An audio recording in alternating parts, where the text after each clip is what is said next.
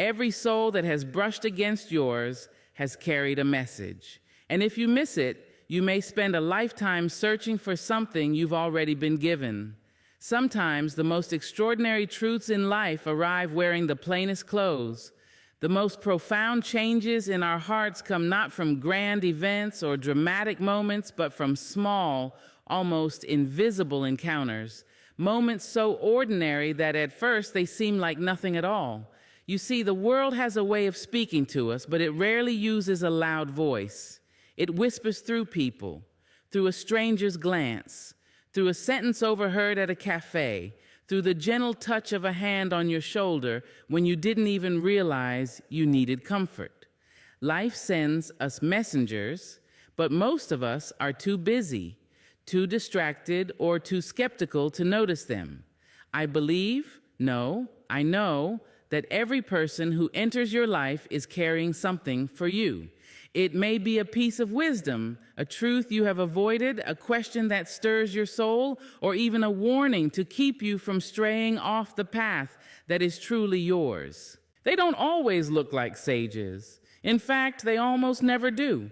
The messenger can be a child who blurts out an honest observation that slices through your pride. It can be a tired old man sitting next to you on a bus who says, without preamble, "Don't waste your time being afraid of living." It can be a friend who calls you late at night, their voice trembling, to remind you that you matter more than you think. And these messengers, they are not always aware of the role they play.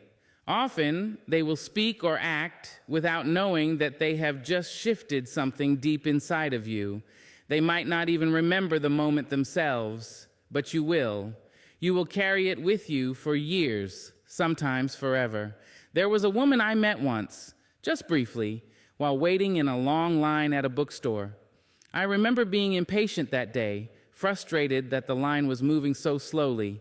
She turned to me and smiled, not in that polite, empty way people smile to strangers, but with a kind of knowing warmth, as though she could see past my irritation straight into my spirit.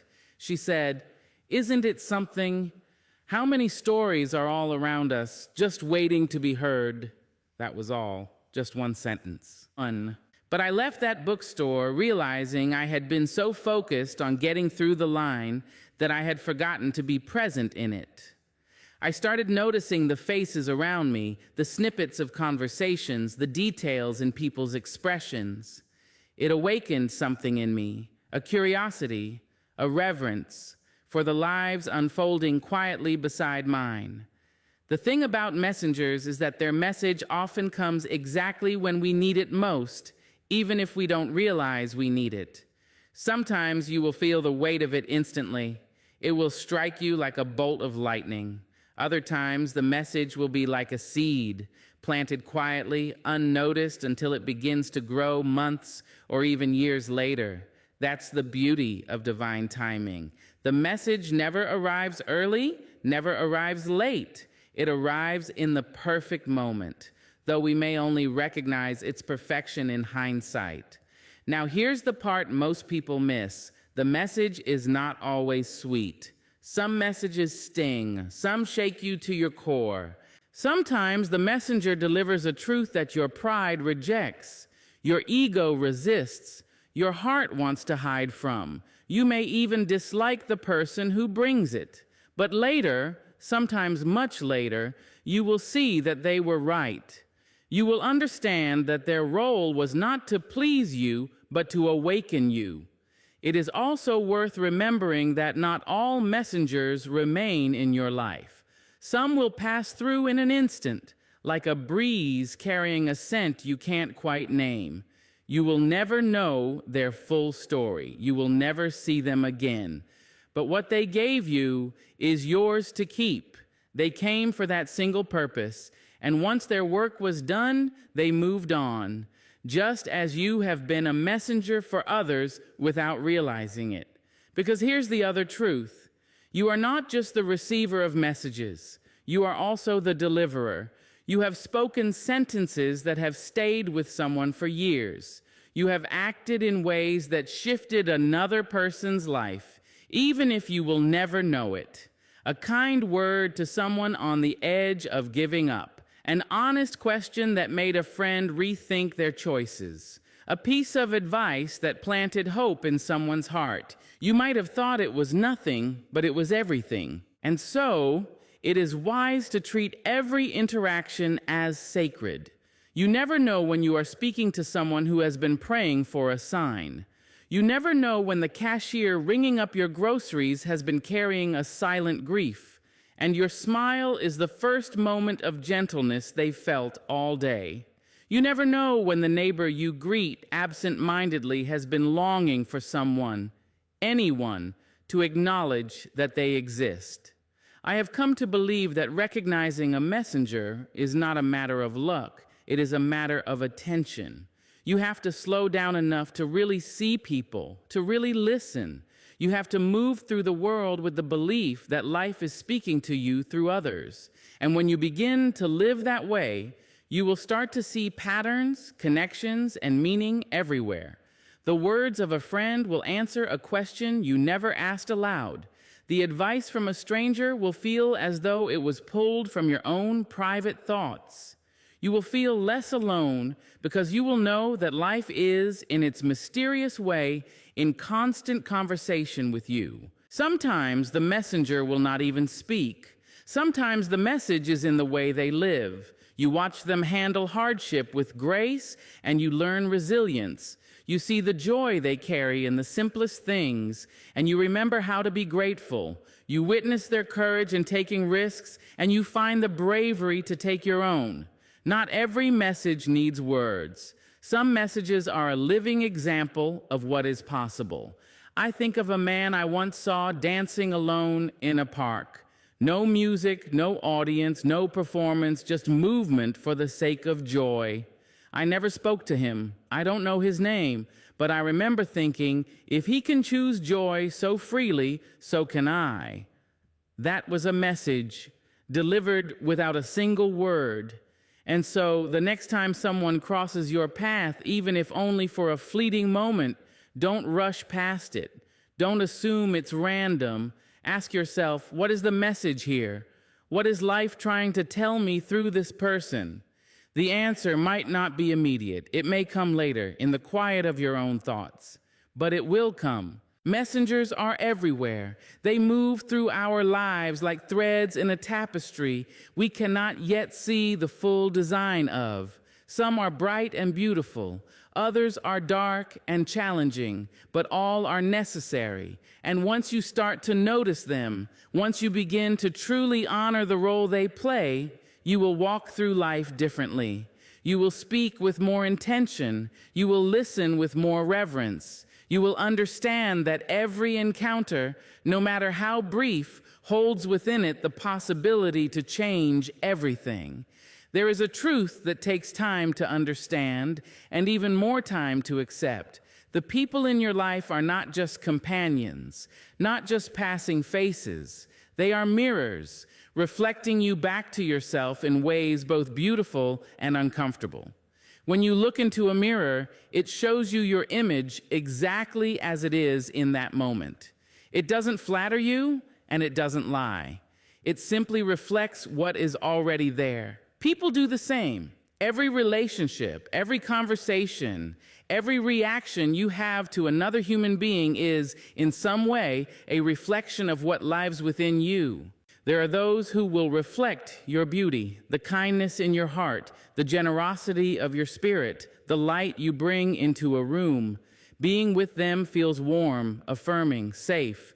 They make you believe in yourself because in their presence, you see the best parts of you shining back. When someone reflects your beauty, it reminds you of who you are at your core. It shows you that you have value, that you bring something meaningful to the world. But not all mirrors are easy to look into. Some will reflect your shadows, the parts of yourself you would rather keep hidden, the pieces you deny or ignore. They will trigger you, frustrate you, maybe even make you angry. And here is where the lesson lives. When you feel a strong reaction to someone, it often says more about what's inside of you than it does about them. It is tempting to blame the mirror for what you see. But the reflection is not the cause. It is the evidence. The person who irritates you might be reflecting your own impatience. The one who judges you might be reflecting the way you judge yourself. The one who makes you feel small might be showing you a place where you have yet to claim your worth. Some people will reflect your fears back at you. They will succeed in ways you've told yourself you cannot. They will speak truths you've been afraid to voice. They will walk boldly into places you've hesitated to go.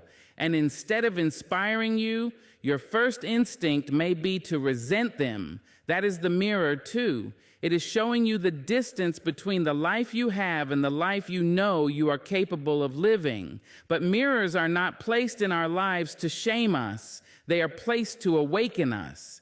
They give us the chance to see ourselves clearly, to choose whether we will remain the same or transform. Without these reflections, we would walk through life with blind spots, unaware of our own contradictions and untapped potential. When you begin to understand this truth, something shifts. You stop asking, "Why is this person like this?" and start asking, "What are they showing me about myself?" You begin to see that every relationship is an opportunity for self-discovery. The friend who constantly complains, are they reflecting a part of you that leans toward negativity? The colleague who inspires you, are they showing you a version of yourself you want to grow into? Sometimes the reflection is not about personality, but about values. You may be drawn to people whose integrity, resilience, or compassion mirrors your own, even if you haven't fully recognized those qualities in yourself yet. Other times, you will be repelled by those whose actions violate your deepest principles. And that discomfort is a mirror, too, reminding you of the standards you hold sacred. And here's something else to consider. Mirrors don't only show the truth of who you are now. They can also show you the truth of who you used to be. You may encounter someone living out an old chapter of your life, speaking and acting in ways you once did. Watching them may stir compassion because you know what it feels like to stand where they are, or it may stir sadness because you remember the pain of that place. Either way, the reflection is a reminder of how far you have come and of the journey you've already walked. There is also the mirror of love, the people who believe in you even when you doubt yourself. They see strength when you feel weak, possibility when you see only obstacles. They reflect back not just who you are now, but who you can become. And when you cannot yet hold that vision for yourself, their belief can carry you until you are ready to see it in your own reflection. But perhaps the most challenging mirror of all is the one that shows you your role in the patterns of your life. If you keep finding yourself in the same kinds of relationships, facing the same conflicts, feeling the same disappointments, the common thread is you. This is not a sentence of blame, it is a gift of clarity. The mirror is telling you that until you change what is within, you will keep meeting it without. To live with this awareness is not easy. It requires humility to admit that what you see in others is often a piece of yourself. It requires courage to face the reflections you don't like. But it also brings freedom, because when you recognize that the reflection can change, you realize that you can change. And when you change, the mirrors change with you. You cannot control how others act, but you can control how you respond, what you choose to take from the reflection and what you choose to release. You can decide to use every mirror as a tool for growth, letting it sharpen your self-awareness, deepen your compassion, and expand your capacity to love, not just others, but yourself. There will always be mirrors in your life. Some will be clear and kind, others will be harsh and distorted. Your work is to see through them, past the surface, into the truth they are offering you. Because once you learn to read the reflection, every relationship becomes a teacher, and every person you meet becomes a chance to meet yourself more fully. There are people who do not come into your life to comfort you, to soothe you, or to let you stay exactly as you are. They come with a spark in their hands, a spark meant to ignite something inside you. They arrive like a sudden storm, and whether they stay for a moment or for years, they leave the air around you charged and different. They are the catalysts, and their purpose is not to keep you safe.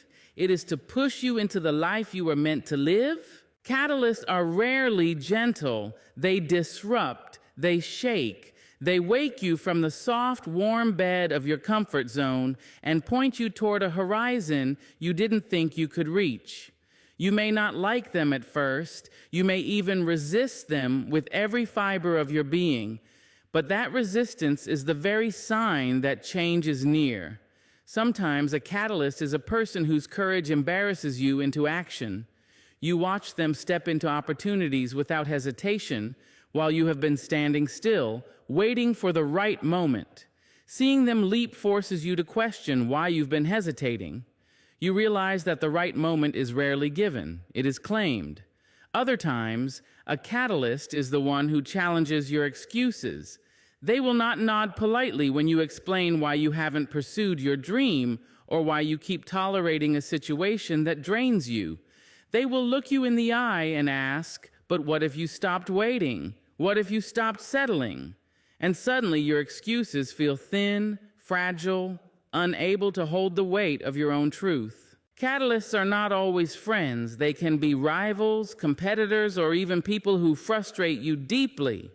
But that friction is the grindstone against which your potential sharpens. Their presence makes you rise, not because they make it easy, but because they make it impossible for you to stay the same. Some catalysts will arrive with love. They will encourage you, nurture your dreams, and believe in you so fiercely that you begin to believe in yourself. Others will arrive with challenge. They will tell you the truth you didn't want to hear, and they will not cushion it with softness. Both kinds are necessary. Both kinds are gifts. I once knew a man who lived his life in careful, predictable lines. He had a good job, a comfortable home, and a schedule that never changed. And then he met someone, briefly, unexpectedly, who asked him, "When was the last time you felt alive?" He couldn't answer. That question became a splinter in his mind. It poked at him in meetings, whispered to him during quiet evenings. Within a year, he had sold his house, left his job, and moved to a city he had only ever dreamed of visiting. He said it was as though that one conversation had switched on a light in a room he didn't know was dark. Catalysts don't just change what you do, they change how you see. They tilt your perspective, and suddenly the life you've been living feels too small, too narrow. They make you aware of possibilities you had dismissed or never considered. And once you see them, you cannot unsee them. But here is the truth. Being around a catalyst can be uncomfortable. Growth always is. They will challenge your patterns. They will make you examine the beliefs you've been carrying for years. They will not let you hide in the familiar. And if you cling to comfort, you may feel tempted to push them away. Yet if you do, you risk losing the very transformation you've been secretly longing for. Some catalysts work in small, steady ways. They plant seeds in your mind, an idea, a question, a new way of looking at yourself, and those seeds grow quietly until one day you realize your life is moving in an entirely new direction.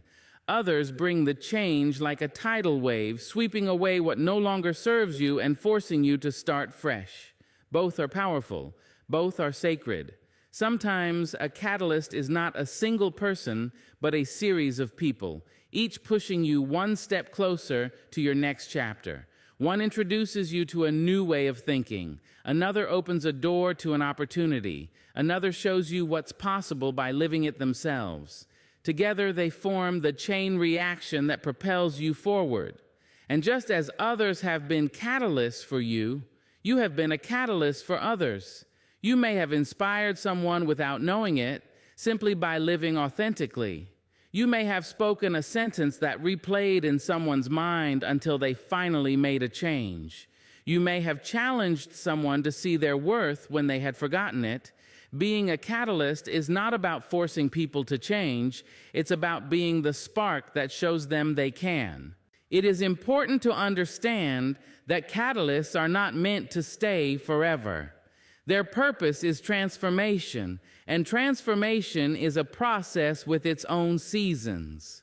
Once the shift has happened, once the spark has caught and the fire of change is burning, they may move on. This is not abandonment, this is completion. And sometimes the most profound catalyst is the one you least wanted to meet, the one who broke your heart, the one who betrayed you, the one whose absence forced you to find strength you didn't know you had. Pain is a powerful teacher, and though it doesn't feel like a gift while it is happening, it can burn away what no longer belongs in your life, leaving room for something truer to grow. In the end, catalysts remind us of something we often forget. We are capable of more than we think. We are not here to simply survive. We are here to evolve, to expand, to live lives that reflect our deepest truths. And sometimes it takes another person to wake us from the quiet sleep of routine, to look us in the eyes and to say, whether with words or actions, it's time. Not every soul that walks into your life is meant to stay. Some come for a chapter, a scene, a fleeting verse in the poem of your existence. They are the season keepers, those whose presence is tied to a particular moment in your journey. They appear when you need them most, and they leave when their purpose has been fulfilled. We are often taught to hold on, to believe that every connection should be lifelong, that love and friendship should be permanent if they are real. But nature tells us a different story. The seasons do not apologize when they change. The leaves do not ask permission to fall. The snow does not feel guilty when it melts into spring. And in the same way, some relationships are not meant to last forever. They are meant to serve a season. Season keepers arrive with a certain energy, a certain lesson, a certain kind of companionship that speaks to exactly where you are in life. Maybe you're in a season of growth, and they arrive to encourage you, to push you toward your next level. Maybe you're in a season of healing, and they arrive to sit quietly beside you, holding the pieces while you learn to put yourself back together. Or maybe you're in a season of discovery, and they arrive to open doors, to introduce you to parts of yourself you had not yet met. These people can feel like destiny when they arrive. The timing is uncanny, the connection immediate, the conversations electric. You find yourself thinking, where have they been all my life? But what you don't realize, what you can't realize in that moment, is that their role is not to walk beside you for all your days. Their role is to walk beside you for the days that matter most to your current becoming. And when their season ends, it can be hard. The mind will ask why. Why did they leave? Why didn't it last? Did you do something wrong? Were you not enough? But the truth is not in blame. The truth is that their part in your story was complete. They gave you what they came to give, and it was enough. Holding on beyond that point would have been like trying to keep summer from ending. Beautiful at first, but unnatural in the end. Sometimes season keepers leave quietly. Life simply pulls you in different directions, and the closeness fades without conflict. Other times they leave suddenly, and the absence feels sharp, like a door slamming shut. And there are times when they leave in ways that hurt, disagreements, misunderstandings, choices that cannot be undone. But even then, even in the pain, there is a gift, because endings teach us to value the moments we had instead of wishing they could have been something else. Season keepers also remind us of the impermanence of life. They teach us to savor, to be fully present, because we cannot know when the season will shift. When we understand this, we stop taking people for granted. We stop assuming there will always be more time. We speak the words we mean to say. We give the love we mean to give. We make memories while we can. It is important to remember that just as others are season keepers for you, you are a season keeper for them. You have been someone's comfort in their storm, someone's laughter in their loneliness, someone's encouragement in their doubt. And just as others have moved on from you, you have moved on from them, not because you stopped caring, but because your paths diverged. This is the rhythm of life, and resisting it only brings unnecessary pain. I have known people whose season in my life was short but unforgettable. A neighbor I spoke to only for a few months before moving away, yet whose kindness carried me through a difficult time. A coworker who taught me courage without ever intending to, simply by living authentically. A stranger I met while traveling, with whom I shared an evening of conversation that still lives in my heart years later. These moments were not diminished by their brevity. In some ways, their very impermanence made them more precious. And here's something else. Sometimes a season keeper returns. Life circles back, and your paths cross again in another chapter. The relationship may feel different because you are different. You are no longer the same version of yourself they once knew. But the connection remains shaped by time, ready to serve the new season you are in. The beauty of the season keepers is that they teach us to embrace the flow of connection without clinging or resisting. They teach us that love can be real even if it isn't forever. They teach us that presence matters more than permanence. And they remind us that every goodbye makes space for a new hello. Every ending opens the way for a new beginning. When you learn to honor the seasons of people in your life, you stop fearing endings. You begin to see them not as losses, but as transitions. You trust that the ones who are meant to be with you in the next chapter will be there, and the ones who are not will bless you from afar. You understand that nothing given from the heart is ever truly gone. It lives on in memory, in influence, in the quiet ways it shaped you. The season keepers are a gift. Even when their departure aches, they remind you to live fully, love deeply, and release gracefully. They show you that the value of a person's presence is not measured in how long they stay, but in how profoundly they touch your life while they are here. There are people who enter our lives quietly, without announcement, without grand gestures, without the blazing drama that demands our attention. They do not arrive with the intention to fix us, nor do they speak endlessly about what we should do or who we should become. And yet, in their presence, something begins to mend. These are the hidden healers, souls whose mere way of being tends to the fractures we have learned to live with. We often expect healing to be loud, obvious, and immediate. We think it will come in the form of breakthroughs, revelations, or deep conversations that change everything in an instant.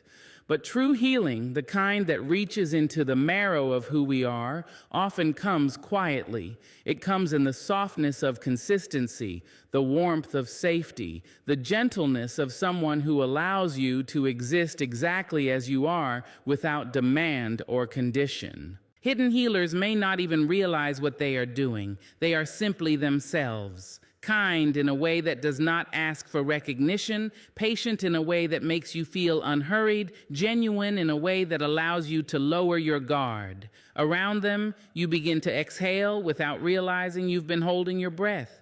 You speak more freely, laugh more easily, and feel less need to hide the parts of yourself you've been protecting for years. Sometimes the healing they bring is in the way they listen. Not just hearing your words, but truly receiving them without rushing to respond, without offering solutions before you're ready. They hold space for your truth, even the messy parts, and that space becomes a kind of balm for your spirit. In their company, you remember that it is possible to be heard without being judged. Other times, the healing is in the way they show up, not with grand declarations, but in small, consistent acts of care. A check-in message on a day they had no way of knowing was hard for you. An invitation to join them in something simple, like a walk or a meal, when you had been isolating yourself. A reminder that you are thought of, valued, remembered. These moments may seem small, but they stitch you back together, thread by quiet thread. Hidden healers can also heal through their example. You watch the way they live, the way they set boundaries without guilt, the way they protect their peace, the way they find joy in ordinary moments. Without preaching a single word, they show you what it looks like to move through life with balance, self-respect, and gratitude. And as you watch, you begin to imagine that such a life might be possible for you too. The remarkable thing about hidden healers is that their power lies not in what they do, but in who they are. They are not trying to save you. They are not trying to shape you into something else. They simply live in a way that invites you back to yourself. They remind you that you are more than your wounds, more than your fears, more than the story you've been telling yourself about your limitations. Sometimes a hidden healer is someone you already know, a friend, a family member, a partner, whose role shifts into something deeper when you are in a season of pain. Sometimes they are someone you barely know, and their influence on you feels almost mysterious, like a kindness you can't quite explain. And sometimes they are complete strangers, a person who offered a helping hand when you were lost, a passerby who gave you a smile that stayed with you far longer than it should have. There is a humility to hidden healers. They don't take credit for your progress. They may not even notice the changes happening in you. They simply keep showing up, being who they are, offering what they can in the moment. And slowly, often without you realizing it, you begin to feel lighter. The weight you've been carrying doesn't disappear all at once, but piece by piece it becomes easier to bear. You may not recognize the depth of their impact until much later. One day you'll find yourself in a moment that would have once triggered you, and you'll notice that you respond differently. You'll realize you've been softer with yourself lately, that you've been more hopeful, more open. And when you trace that change back, you will find their presence somewhere in the roots. It is also worth remembering that you, too, have been a hidden healer for someone. You may not know it. You may think you've done nothing remarkable, but your words, your kindness, your quiet presence may have been the very thing that helped someone hold on, even if only for one more day. Healing does not always require awareness from the healer. Sometimes the best healing happens when you are simply living with integrity and compassion. Hidden healers remind us that not all transformation comes with fireworks. Sometimes it comes with the steady flame of a candle, small, warm, unwavering, burning quietly in the darkness until we can see our way forward again. They teach us that love in its truest form is not always dramatic. Often it is steady, often it is patient, often it is simply there. Their presence is a gift we often don't know how to repay, and maybe we're not meant to. Maybe the way we honor them is by becoming hidden healers ourselves, by moving through the world with enough kindness and patience that someone else feels safe enough to breathe again. Some people arrive in your life carrying the light of love, while others come bearing the heavy stones of difficulty. The ones who bring pain rarely knock politely before entering. They often barge in, uninvited, rearranging your peace, leaving fingerprints on your soul. Yet as much as we may resist them, these are the people who shape us in ways that joy alone never could. They become the chisels that carve strength into our spirit, the storm winds that force us to anchor deeper, the fire that tempers the steel of our character. It is easy to praise the ones who bring comfort, to write songs about them and celebrate their names. But the ones who test us, we would rather erase them from our story, pretend they never existed. Still, life has a way of turning the pain they bring into something precious if we allow it. When someone wounds us, they hand us two choices: to remain broken or to learn how to mend stronger. And in that choice, resilience is born. Pain bringers often operate without knowing their role. Sometimes they are careless, sometimes they are cruel. They may be strangers, friends, or even those we once loved deeply. Their words may cut, their actions may betray, or their absence may leave a void so vast it echoes. In the moment, it feels unfair, even unbearable. But one day, you look back and realize that without their impact, you would not have developed the courage to stand up, speak up, or walk away.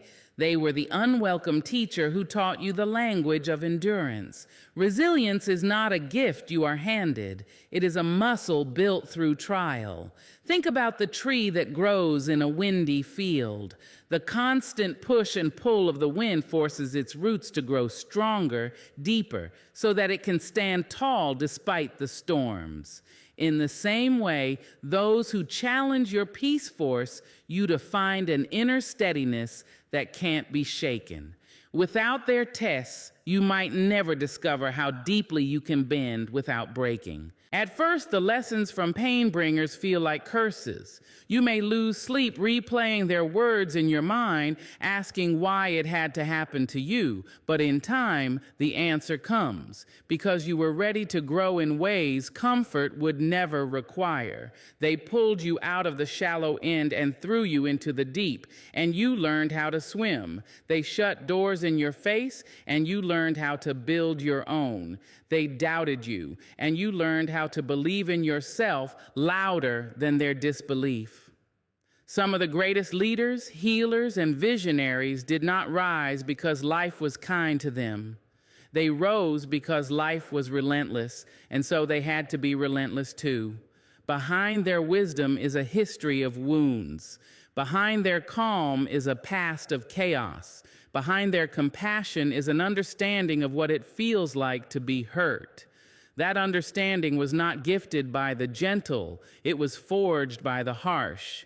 The pain bringers may never apologize. They may never see the good that came from what they did, but their presence in your story is not meaningless. They push you toward your higher self, often without meaning to. They make you more self-reliant, more discerning, more determined. They turn you into someone who not only survives, but thrives. And here is the paradox. The very people who tried to break you often become the reason you can't be broken anymore. You can walk into storms now without fear because you have been through worse and emerged intact. You know your own strength, not because you read about it or were told you had it, but because you lived through the proving of it. In time, you may even find gratitude, not for their cruelty, but for the strength you gained. You don't have to invite them back into your life. Resilience does not mean tolerating harm again. It means knowing you can stand on your own if you must.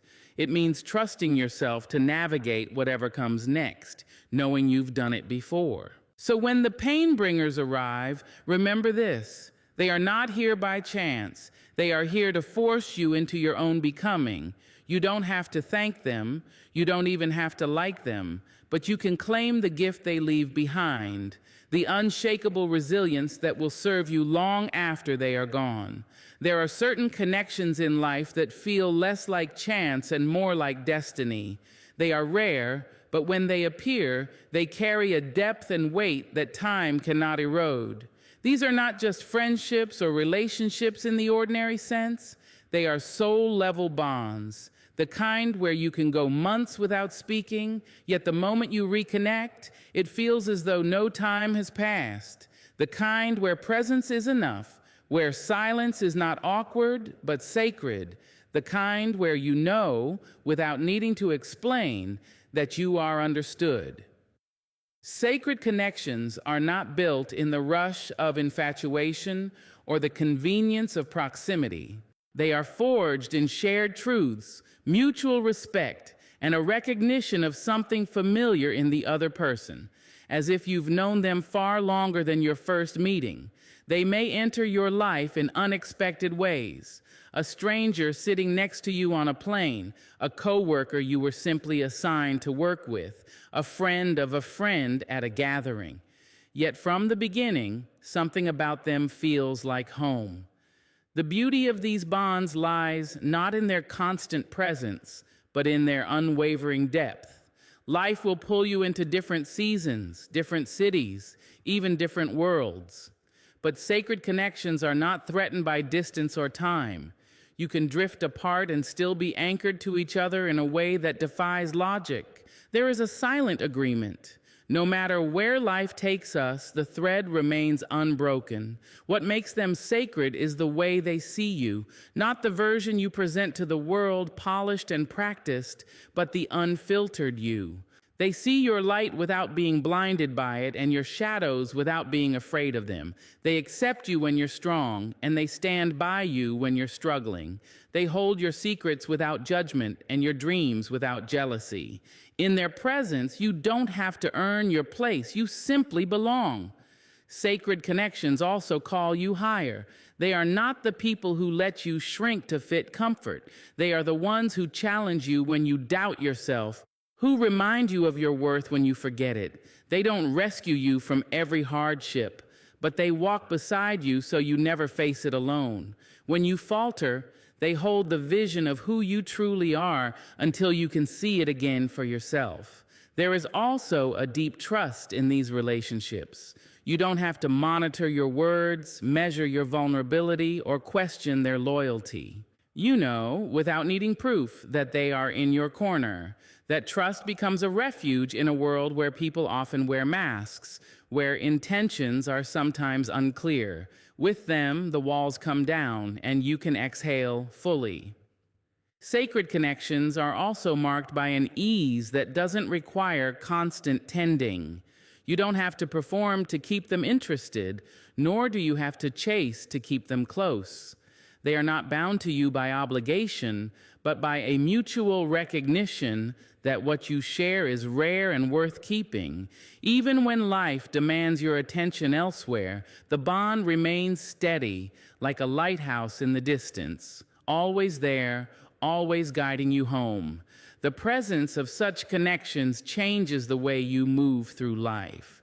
Knowing there are people who truly see you and still choose you brings a quiet kind of strength. It allows you to take risks, to step into the unknown, because you know that no matter what happens, there are hands that will catch you if you fall. You don't have to walk guarded through every interaction because you have already found your safe harbors. And perhaps the most profound thing about these bonds is that they are mutual. You are not the only one receiving. You are also giving. You become the place where they can land without fear, where their truth is safe, where their dreams are protected. You become their reminder that they are loved in a way that is unconditional and enduring. In this reciprocity, the connection becomes not just sacred, but sustaining. Sacred connections are a reminder that life is not meant to be walked alone. Achievements, milestones, and even struggles hold more meaning when shared with those who truly matter. They are the proof that relationships can be both grounding and freeing, that someone can be your anchor without ever holding you back. We may not have many of these connections in a lifetime, but even one is a gift beyond measure. They are the people you think of when life is both heavy and beautiful, the ones you want to call first with your good news and your bad. They are not always loud in your life, but their presence is constant, even in the quiet. And as years pass, you come to realize that these are the relationships that outlast everything else, not because they were easy, but because they were true. They are the reminder that love in its purest form is not about possession or control, but about presence, trust, and an unspoken promise. I see you, I accept you, and I am here. No matter the years, no matter the miles, that promise remains. And in a world that is always changing, that kind of constancy is sacred. There are no accidents in human connection. The person who walked into your life today may hold the answer to a prayer you whispered years ago. The one who walked out may have left space for someone you have yet to meet. If you can begin to see every encounter as sacred, you will stop asking, "Why did this happen to me?" and start asking, "What is this here to teach me?" Remember, people do not come into our lives by chance. They come because life knows exactly who and what we need, exactly when we need it.